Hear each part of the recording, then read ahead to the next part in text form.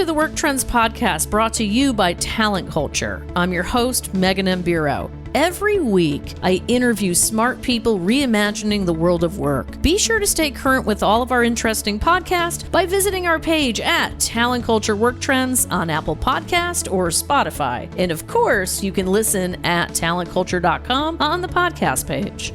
Hello, everyone, and welcome to the Talent Culture Work Trends podcast, sponsored by Alpha Dental. I'm your host, Megan M. Bureau, and today we are diving into the world of employee benefits, which has changed quite a bit over the last few, days or decades. We will uncover what benefits appeal to different generations, how technology plays a role, how to effectively capture ROI, and much more. But before we jump into today's podcast, go ahead and ask yourself these two questions. Number one, do you feel like your organization's benefits match what employees need and want? And number two, do you think your benefits offering is compelling enough to be used as a recruitment tool? Let's get started. Joining us today is Brent Troxel.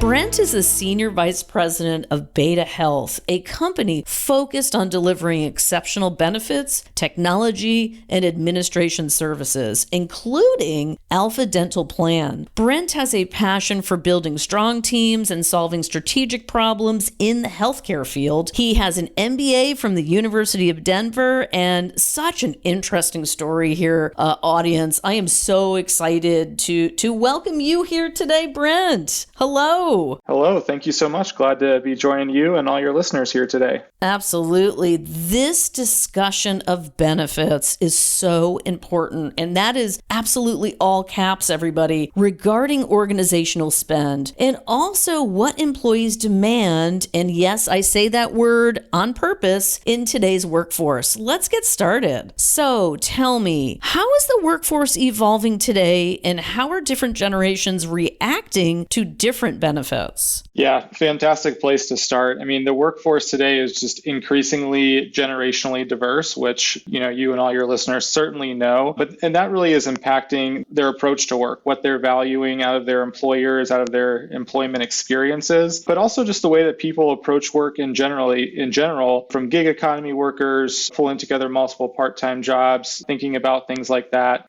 From the kind of the lower end of the age spectrum, we certainly hear about technology really consistently and how important that is to how they think about their benefits, or really how they think about kind of any company that they're going to interact with, and how critical that is to them. And, we're really seeing kind of microclimates in terms of benefits as lifestyles change, as values change. And we should really ask, why are we not thinking more about how to make a more varied approach instead of kind of the traditional one-size-fits-all approach to benefits? As we progress throughout our lives, different things are different to us at that point in time, whether it's, medical needs as an older adult, childcare needs as a middle adult, maybe just kind of overall wellness and mental health as a young person entering the workforce. So really, I think this is a really interesting topic that is going to challenge workforces and challenge employers going forward, and excited to keep diving in with it here with you today. Oh my gosh, absolutely. And did you just say microclimate? That's pretty cool, by the way. I see what you did there, Brent. That's why I like you so much, because you just come up with this stuff and you're actually doing it. I mean, we all talk here a lot about our multi-generational workforce, but this topic can look very different to people of different ages. So it's absolutely critical to explore and understand it. So tell us, what can employers do to ensure they offer benefits worth the investment and compelling to employees? Well, I think the big thing here is thinking about what are the employee needs that you have. I mean, every employer is going to have a different workforce, and thus they're going to have really different needs that are valued. We still see medical and dental topping the charts as far as kind of what are the desired benefits, because I think that is pretty constant over time, and you want to have that level of protection. But it really differs, like I said, on the type of business that you run. So really start thinking about, how can you uniquely benefit your employees? What are the age groups you're primarily employing, their lifestyles, their demographics? So I think, starting with surveys and feedback sessions just to understand what's important to them. But, for some employees, it's going to be adding on that next level of traditional benefits. So health and wellness, on-site daycare, mental health options. But it's not really just about offering those. It's what is that solution going to be that's going to make a difference for your employees, right? Like when you think about mental health, for instance, maybe a meditation app really isn't solving the problem that your employees want. Maybe they need something a little bit more intensive. But then, you could have the other end of the spectrum where, if you've got lower wage employees, blue collar folks, and your benefits are entirely voluntary, how are they accessing the healthcare that they need in a way that's going to allow them to show up to work? So those traditional type benefits might not work for them. Maybe they need something that's a little bit more flexible and affordable. Maybe you're bringing healthcare to the work site occasionally. Maybe you're offering English as a second language courses to your employees. So really think what's going to drive value for their lives and keep them healthy and coming back to work. In Alpha, we've opened up a really flexible way to enroll in our plan that takes no traditional administration. So kind of that last piece that I talked about of really thinking about how do you tailor that benefit experience to the type of employee that you have and what's going to make a difference for them in their lives. This part of the conversation gets to the nitty-gritty of ensuring that everyone wins. That's why I like it so much. And as we all know, that isn't always the case. So I like that you are committed to helping organizations spend their own money wisely, but understand the needs of the people, because it really is twofold. It's three and maybe more so in many cases. So listen, do you have advice on how to communicate effectively with employees to ensure that benefits are utilized and enjoyed to maximize the ROI? And beyond that, do you have specific examples for us? Yeah, I'll kind of give a few easy wins, I guess I would say, and then, maybe some more out there ideas of kind of some next steps that might take a little bit thought to execute. But, first of all, I think it's really when you're offering benefits, leverage the partners that you have for those benefits because they want their product to be successful too. So if you're able to utilize them in a good way to help get that information to your employees, that's going to be helpful for you. It's going to take work off your plate. They're going to hear that message directly from the source. And so one really easy way to do this is to provide access to employee emails for those partners. You've selected this partner for a reason, so make sure you validate how they're going to use that information and how they're going to contact employees, but let them do some of that on their own. As a benefit solution provider ourselves, we want to make sure that we're reliably and appropriately communicating with our members and making sure that they get the information they need. But I think historically, kind of giving that direct access to employees has been a little taboo. But I do think that it helps solve that issue for you as an employer where you're not trying to communicate everything all at once to your employees. And then,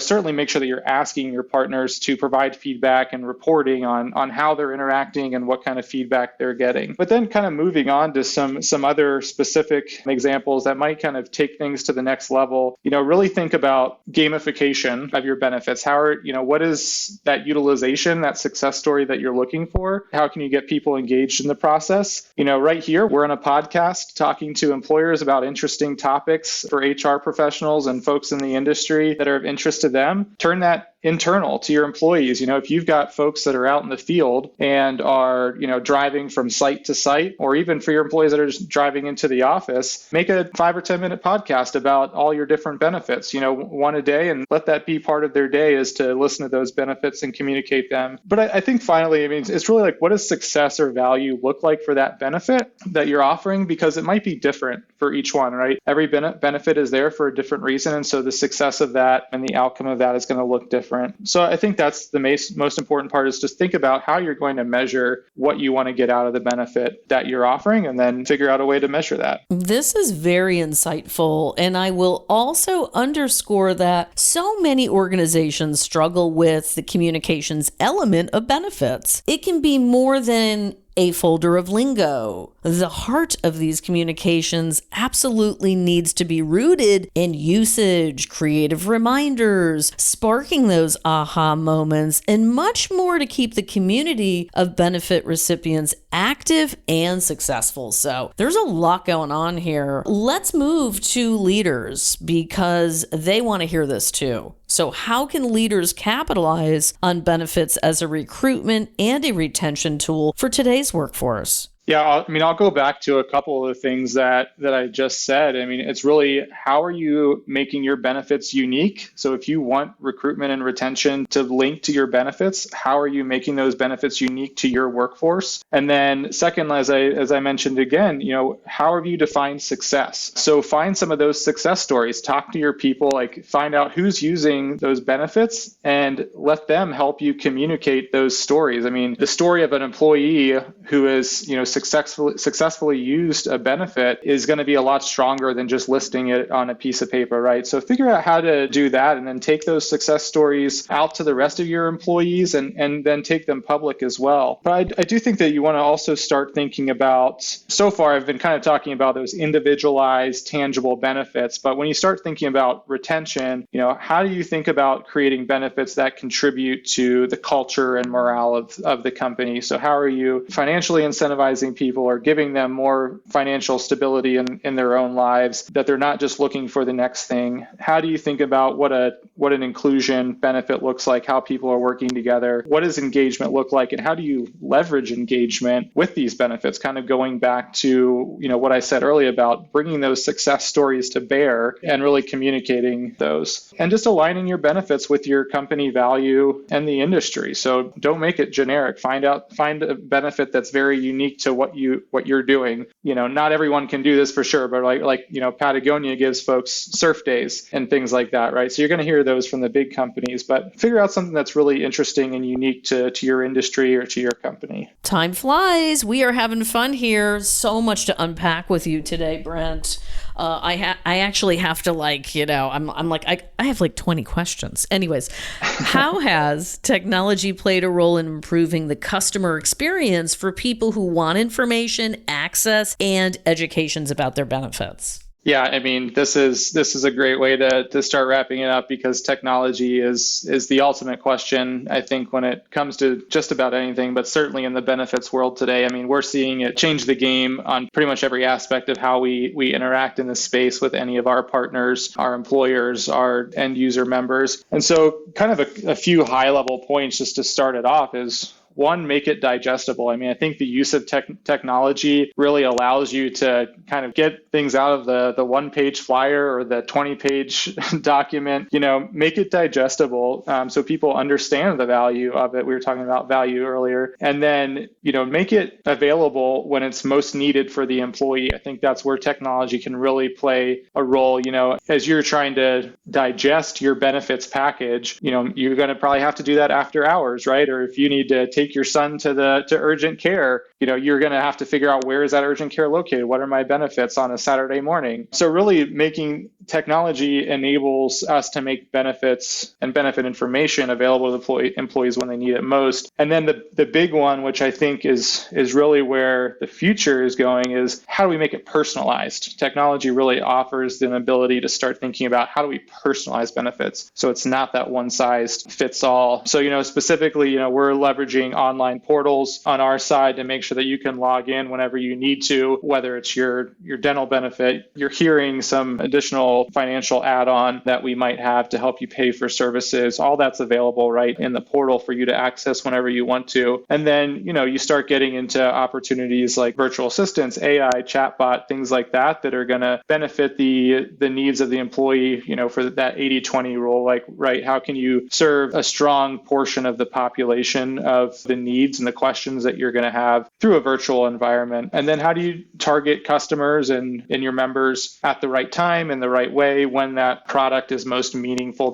to them, whether it's a point in time during the year, whether it's a life event, some other kind of experience that they have that's going to make you more valuable to them at that point in time. There's probably about 10 other ways that I could start talking about. I know. Here. I told the audience that, I said, be ready for this Brent Troxel, because I have a sneaky suspicion we're going to see more of you in the future, because you've got much more to talk about. This is a huge topic, but I have to say, we live in the future of work here at Talent Culture, and we really appreciate your sage and your insights into where we're headed next. Very exciting stuff. Thank you very much. Appreciate it. Glad to be a part of the conversation.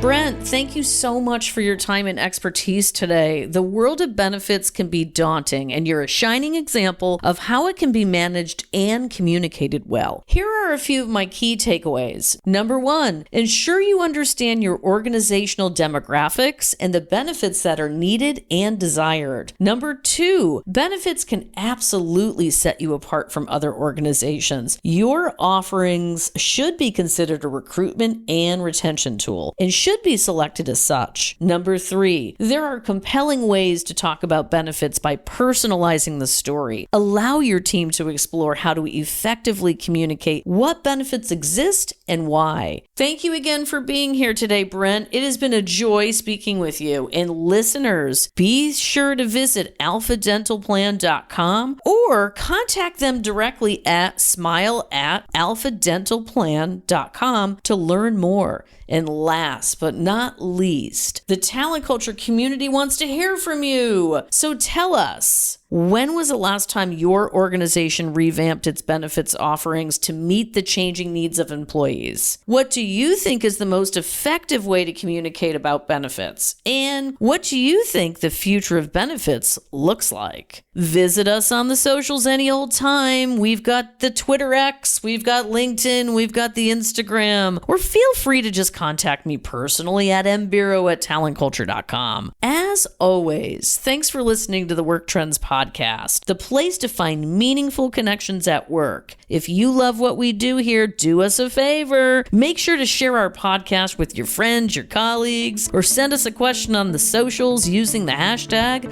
WorkTrends. See everybody soon.